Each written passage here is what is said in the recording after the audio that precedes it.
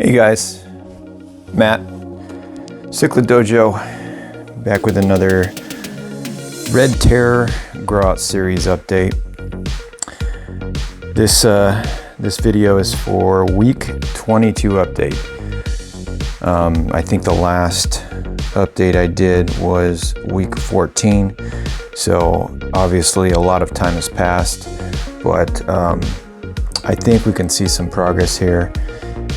And a lot has changed. I actually split some of the group up into a new tank, and I acquired some from a buddy, and let's just get right into it here. So what we're looking at right now is a new 120 gallon tank that I've set up for these Festae grow out. There's 3 in here that I believe are female. You're seeing the most colorful one front and center here that I'm going to focus on a lot. And those 3, you know, they came out from the original group. They're in that range of about 4 inches, and I can kind of see a lot of the spangles on those females disappearing, coloration, and you can compare them to 3 males in here that are a little bit bigger, I'd say 5-inch plus range. And those 3 females and the other batch that I've been growing on this series, they're F1 Rio Gaius off of a wild caught pair that I used to keep, and I've been growing those out.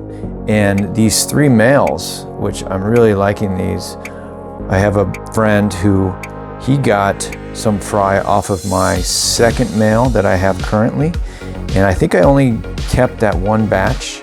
That was about a year or so ago, and he got fry off of them. I believe he had 10 fry, and he's been growing them out for some time. And it just so happens to be that he had basically, I think, all males. There may have been 1 or 2 that got killed off. Possibly those could have been the females, but very male heavy. And he kept the ones he wanted, but he had extras, and I jumped on that opportunity to get some of those back here, and they're F1 Rio Gaius as well, obviously. And so that is, you know, my number 1 mission here. If I can pair up F1s from 2 different bloodlines, the same collection point, the Rio Gaius, then that would have been completed a long-term goal of this project. You know, if you recall, originally about 2.5 to 3 years ago, I acquired my wildcats, and it's been a long road to get to this point. They're not there yet, but and they may never get there. That's another thing. You know, based on the male, I've had a lot of males in the past. I'd say majority of the males have never been successful keeping them with a female without being overly aggressive and basically having to divide. And I'm trying to, I don't want to do the divider thing for a pair of these Festae. I think I can go through enough where I can find a reasonable male. Hopefully it's one of these 3, maybe 2 of them. And then I can have my unrelated F1 pairs, which I think they're going to look really nice. So another new thing here, I've never done Festae on sand before.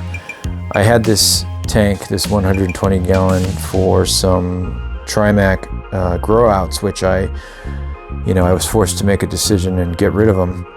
And I thought, hey, you know, why not just leave the sand, not swap it out to my normal, you know, most commonly used neutral gravel, and I'll see how they look on there. You know, a lot of people's Festae that I've seen look really nice on sand, and I'm not a fan of sand.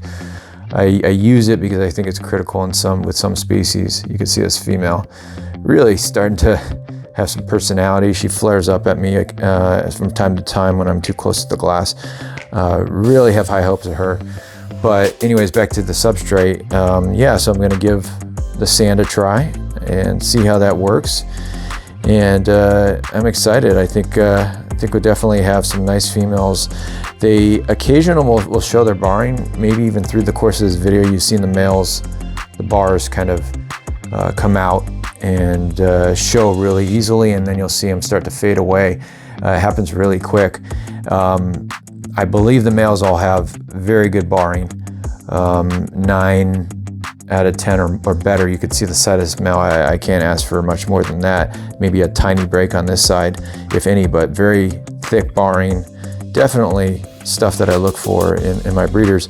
And the females, I have seen them show their bars as well, and I think they have really good ones also. So I'm really excited to see what I can do here with these guys, and I'm going to keep updating these videos, because I think a lot is about to happen right around the corner, especially with them starting to get some color.